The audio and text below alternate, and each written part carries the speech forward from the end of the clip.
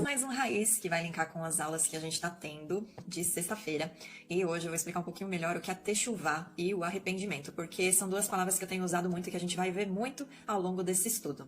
E o que você precisa entender é que techuvá e arrependimento, na verdade, não são a mesma coisa, embora muitas vezes a gente usa esse termo, né, como arrependimento. Techuvá, na realidade, significa retorno, significa retornar ao eterno. Essa palavra ela vem da raiz verbal shuv, que significa voltar-se ou retornar. Então, quando um judeu realiza techuvá, na verdade ele está voltando ao fundamento que é a palavra do eterno.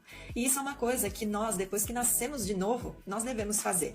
Quando nós nascemos de novo, na verdade nós nos arrependemos da vida do passado e nós resolvemos que nós queremos ser uma nova pessoa e através da nossa fé em Jesus a gente recebe uma vida nova quando nós então somos batizados. E por isso que existe o batismo de arrependimento, né, que foi ensinado primeiro por João, foi João que abriu o caminho para Jesus através do batismo de arrependimento, porque na verdade ele estava fazendo o batismo de retorno para que os judeus, os israelitas, aqueles que conheciam a Torá e já eram circuncidados, retornassem ao eterno, e então Jesus viria e os batizaria com o fogo, que é o Espírito do Senhor, e como diz a profecia em Jeremias, os filhos e filhas teriam as leis do eterno, a Torá, o fundamento, impressos no seu coração e na sua mente. Então a techuvá é um retorno ao eterno. E não tem como você realizar um retorno se você não sabe de onde você saiu. E é necessário esse fundamento da palavra do eterno,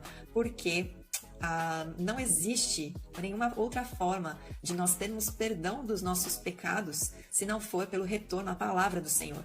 A techuvá e o perdão estão completamente associados. E aí eu trouxe alguns textinhos aqui para você entender uma coisa. Quando você se converte, né, o que é converter? Na verdade, não é você se tornar um religioso, um fanático ou de uma determinada placa de igreja, mas a conversão ela tem a ver com você mudar o seu caminho. E quem se converte a Jesus, na verdade, está saindo do caminho que considerava antes bom, porque teve uma experiência com ele e descobre que ele tem algo muito melhor, então resolve caminhar no caminho dele. E Jesus mesmo se apresenta como o caminho, a verdade e a vida, e ninguém vem ao Pai senão através de Jesus. É isso que ele disse.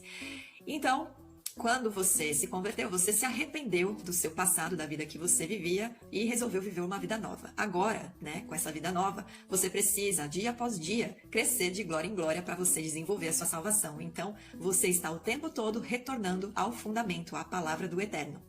Porque em Eclesiastes 7, versículo 20, diz o seguinte: não há homem na face da terra que seja tão justo que só faça o bem e não peque. Todos nós temos a tendência de cometer erros e de transgredir as leis do eterno, né? Os fundamentos do eterno, a instrução, como a gente já aprendeu, né? Porque não é uma lei, mas é uma instrução que ele deixa para que nós possamos nos achegar a ele. O retorno ao eterno nos faz nos aproximar mais dele. Em Isaías 17:1, o Eterno, ele fala para o povo, através desse profeta, né? Ele está falando aqui para o povo de Israel: aprendei a fazer o bem.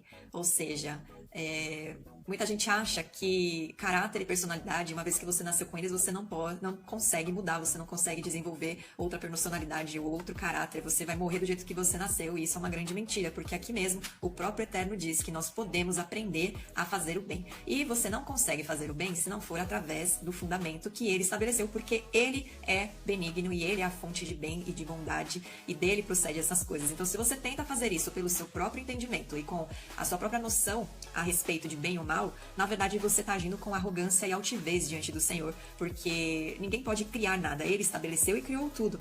E em Isaías 2,17 ele diz o seguinte: a arrogância do homem será abatida e a sua altivez será humilhada, só o Senhor será exaltado naquele dia. No dia do juízo, nós entraremos na presença dele não para sermos julgados pelos pecados que nós cometemos, mas por nós termos abandonado a techuvá, ou seja, o retorno a ele, e a gente considerar que a gente não pecava, que a gente não cometia nenhum erro.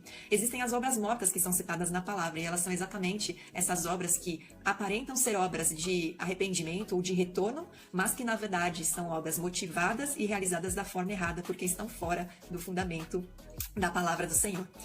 Então, entenda que o retorno ao eterno, a techuvá, ela traz a remissão dos seus pecados, e Jesus é o caminho para esse retorno, né? Com a nossa fé confessando com a nossa boca que Jesus é o Messias, é o Filho de Deus e ele traz a salvação à humanidade, nós trazemos sobre a nossa vida a remissão de pecados e através desse retorno à palavra do Senhor, conhecendo a instrução, conhecendo a palavra, que nós então praticamos obras como uma consequência daquilo que foi gerado na nossa vida. E então é isso, que você aprenda a retornar ao eterno através da sua fé em Jesus, confessando Jesus com a sua boca, caso você ainda não tenha feito isso, e que o Senhor traga a revelação disso tudo e que o Espírito Santo te convença de todas estas coisas. Boa semana. Nessa sexta, aliás, nós temos encontro, outro estudo do capítulo 3 e eu aguardo você.